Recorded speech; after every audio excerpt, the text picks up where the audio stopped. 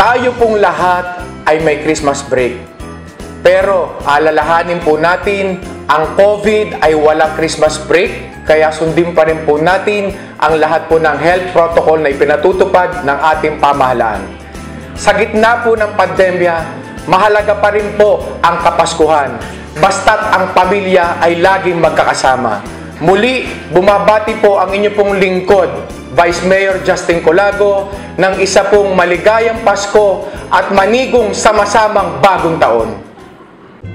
Sa amin po mga kababayan sa San Pablo City, maligayang Pasko po sa inyong lahat.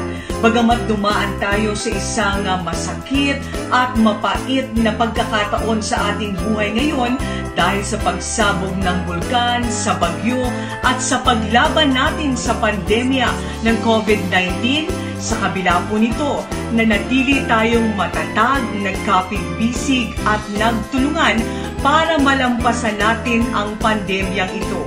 Sa pagtatapos po ng taong ito, sama-sama ang ating panalangin na sana ang 2021 ay maging puno ng pag-asa at kaligayahan para sa ating lahat. Muli, maligayang Pasko po at mapagpalang bagong taon sa ating lahat. Isang ligtas at mapagpalang araw po sa ating pong mga kababayan dito po sa lungsod ng San Pablo. Una po ay sa bahagi po ng inyong pong lingkod, ay akin na po ang pangunang pagbati ng isang maligayang Pasko at masaganang bagong taon sa ating pong lahat. Bagamat meron po tayong kinakaharap ng pandemya ng COVID-19, ay hindi dapat po maging hadlang upang salubungin po natin ng may ngiti at kasiyahan ito pong darating na Kapaskuhan. At nawa, ang kahulugan ng Kapaskuhan, ang pagmamahalan, pagbibigayan at pagpapatawad ay lagi pong nasa puso ng bawat Pilipino.